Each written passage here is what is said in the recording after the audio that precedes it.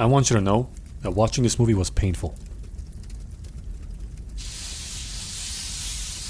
But I did it so that others mustn't suffer, so that no one needs to ever go through this. You're welcome.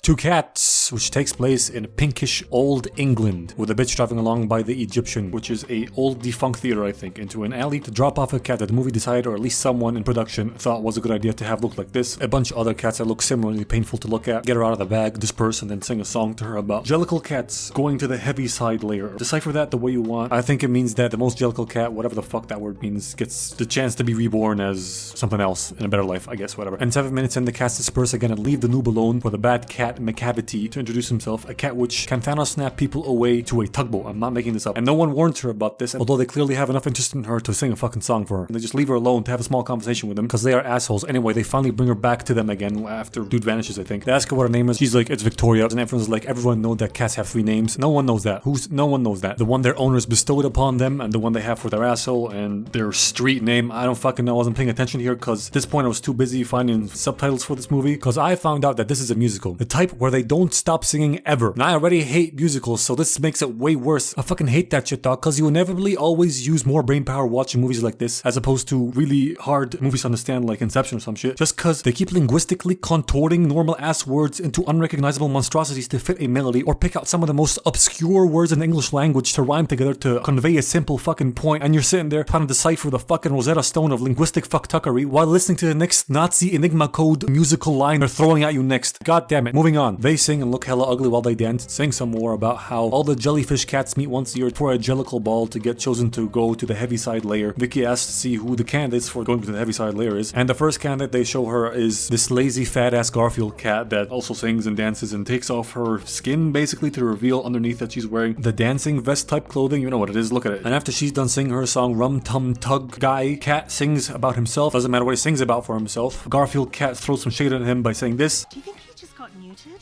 Because those notes are like, Then checks out Orlando Coombs' balls. What are you checking? No one has balls in this movie. There is literally no discernible genitalia at all in this movie. They're all just smooth bulges that are very weird. And on the topic of their costumes, I understand that this was based off the theater, like stage musical, where in real life you can't CGI shit, so you have to wear suits. But this is a movie. You could have made them actual animated cats that just sing like Garfield at the end of Garfield. It works way better than this. Or if you have to put humans in there in cat suits for furries to fucking jack off to, then please don't make them walk on all 4s. It's so fucking weird. The arms are not the same length as the legs, and when they do it, it looks fucking cringy as shit. And even when they do stand on 2 feet like normal human beings, you had to crank up the cringe all the way up even more and make him stand in a constipated ballet stance with 10 extra homozones. I gotta stop ranting. Moving on. I am subjected to more visual torture of humans pretending to be cats, so I'll make you suffer with me a bit. They sing some more, and Vicky sees a weird cat in the street, walks over to it. Walk normally, please, you furry.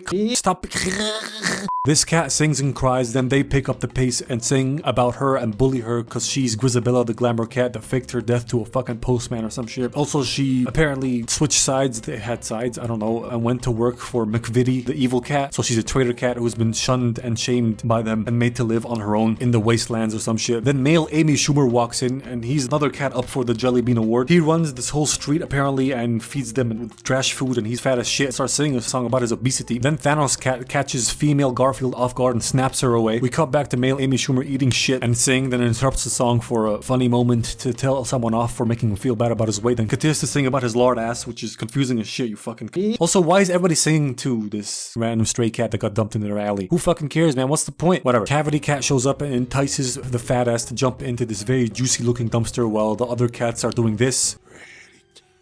What even is this shot, homie? Why is this here? I hate musicals, man. So the fat cat jumps into what turns out to be a Mario pipe in disguise, Cavity vanishes, and all the cats leave Vicky alone again. 2 destructive thief cats get a hold of her and sing a song about how they are destructive cat thieving twats while vandalizing a house, and she gets into it with them. They drape her in stolen jewelry, and at the end of the song, a vase falls over, which alerts the house dog. They escape and leave her to get tangled at the edge of the bed because of all the jewelry she's wearing. First of all, why is the vase falling over the noise that attracted the dog? They just trashed a whole fucking dinner table, bro. Also, where are the humans? humans. Hold on, I'm probably sleeping because it's the middle of the night. But then I ask, why the fuck is the dinner table fully set if the humans are sleeping and it's the middle of the night? This makes no sense. Second of all, you can totally untie/untangle yourself, bitch. You can't claim to be a helpless stuck cat to pull off the helpless stuck cat in IKEA paper bag or string trope when you just use your human opposable thumbs to put this jewelry on. You can't have it both ways, asshole. Moving on. Magical cat, who has a bit of a crush on her, drops into the window to try and help her, but through sheer force of cats, she rips the jewelry, frees herself on the bed, and goes to the door to shut it on the dog, and they distract it away, then close it finally, and they're safe. They have a really weird, ultra cringe moment, and he tells her that she was about to miss the arrival of Old Deodorant, the fucking cat that's supposed to judge the American Cat Idol contest they're gonna have for the most Jellicle cat to be sent to the fucking wavy side. They run off to go see her arrival. Before that, we cut to the barge that Cavity has the 2 abducted cats that are up for the most Jellicle cat award chained up. I say that, but they're just lying on these chains, and he's doing this to eliminate all the competition, so he's the only Jellicle cat left, and he wins by default. That's his plan. He vanishes away and leaves Hobo Cat to guard them, and we cut back to Old Deodorant's arrival, who's supposed to be the shit, you know? The bee's knees. She comes in, and it's Dame Judy Bench. They sing and honor her arrival, then fucking Magneto shows up in the background. How do they get these actors to work on such a shit movie? Have you no shame? They go into the Egyptian to start their Jellicle Ball, still have no idea what the word means. They start purring and vibrating, making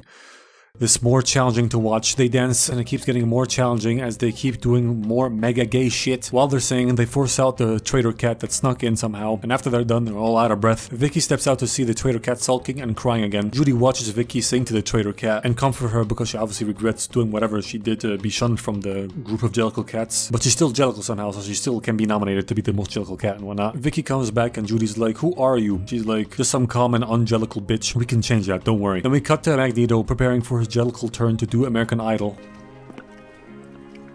I don't know how much more of this I can take. Magic Cat wishes him luck. He goes out on stage and sings about his life, achievements, or whatever, puts on a show, and when he's done, they applaud by doing weird ass human meowing and cat stretching. I realized 2 things while recording this. One, the only thing this movie got right is living up to the hype of how bad people said it was gonna be. And I tried, I swear I tried to go into this with an open mindset, but holy shit, that mindset got shut so fast. And 2, this video has devolved into a drinking game of drink whenever he cringes. I'm not sorry, this is difficult. I'm watching cats, have some empathy. Anyway, so Magneto's done with this bit, he goes backstage and he finds McCavity back there asking for his John Hancock. He gets in close and only then does he notice, by I guess reading his name in the book, that it's McCavity, but it's too late and he gets Thanos snapped away to the barge. I don't know how people keep falling for this. Doesn't everybody know who McCavity is? There's literally wanted posters of him hung up everywhere. Doesn't matter. Next cat up to do their Jellicle routine is Skimble Shit, their railway fuck. He shows up, tap dances, does his thing, and then spins up into the ceiling, and McVitie makes him vanish too. Then a DreamWorks moon comes down with a hoe on it, singing about McCavity while the moon sprays out catnip, making all the cats nut themselves. Halfway through his song, he shows up, and while all the cats are incapacitated because they spent 2 minutes straight fucking climaxing, he steals away the deodorant cat and is like, okay, deodorant bitch, I got rid of all the contestants, now I'm the only one left, you have to make me the Jellicle cat. And she's like, never, asshole. What a stupid plan. Eliminate everyone with magic, drug the whole crowd and the judge, show them how evil you are, then somehow expect the judge to crown you as the winner? Are you retarded, Idris? Also, how come all his henchmen or hench cats were unaffected by catnip? Whatever. She's like, you're a cheat, McCalmon. So he teleports her over to the barge and forces her to walk the plank till she either falls in the Thames or makes him the Jellicle cat. And back at the Egyptian, they're all like, goddamn, where'd the bitch go? We need to get her back. But how? Oh, I know, magical Mr. McStrap-on-Lees can magic teleport her back. I'm like, alright, I'll give that a shot. They turn to him and although he's doubtful of his magical abilities, he gives it a shot while singing, obviously. Then another shot, then another, multiple shots till it finally works. And they bring her back. She shows up behind them, so it's kind of like a little troll. They celebrate by rubbing on each other. I've never physically recoiled so hard in my life due to cringe before. It is unbearable. I don't understand, dog. If you wanted to make a movie that everybody would see, then why the fuck did you make it so difficult to watch, you cinematic Nazis? Whatever, I can push through, I can make it. Back on the barge after McCavity leaves, the trapped jelly bean cats are freeing themselves, escaping and overpowering their god on duty. And the first one who frees herself is female Garfield by unzipping her main suit, which somehow frees her. I don't know how this works. Also, why the f didn't you do this before? Why just now, dumbass? The rest get free as well somehow, and they slap the feral hobo cat in his non-existent nuts with a chain and scare him off the barge into the fucking Thames and rub it up. Meanwhile, Vicky brings in the crybaby traitor cat, telling her to sing and not worry about the rest of the assholes, making her feel bad. So she comes in and sings about Happiness, which is coincidentally the only feeling you can have while watching this movie. One thing you can have is suicidal thoughts. Anyway, who the hell cares what she's thinking about? The other one chooses her to be the most Jellicle cat winner, and they load her up into a chandelier attached to a balloon that floats out of the ceiling. Idris Elba tries to hang on to the string attached to it, but slips and falls off onto a statue. Don't know how he slipped. His grip seemed pretty good on that. Also, don't cats have claws to grab onto shit? And about that, actually, Magneto said cross paws, as in to say like cross fingers to wish himself good luck while before going on stage. But then someone somewhere, I don't remember where, I'm not gonna go look through it. Please don't make me do that. Someone somewhere mentioned something about hands. So which is it? Do they have paws or hands? Fuck it, doesn't matter. All the Jellicle cats run outside to go watch the most Jellicle cat float away while they're sitting on top of a lion while the sun rises, doing cat shit, rubbing onto each other in a human way. What a horrible day to have eyes. But hey, let's see what Judy Bench has to say about this movie and what its core message is to us. Do impart your wisdom on us, please. And learnt about our proper names. A cat is not a dog. Or you might now and then supply some caviar or Strasbourg pie. A cat is not a dog, call it by its name, and feed it caviar. This movie cannot be described as anything other than a war crime. Anyway, McCavity somehow loses his powers, and the most jelly bean cat floats up into the clouds and disappears. And although the sun seems to be breaking through the clouds here, in another shot, it is very clearly rising from a different location, which makes absolutely no sense. This movie gets an Auschwitz out of a Unit 731.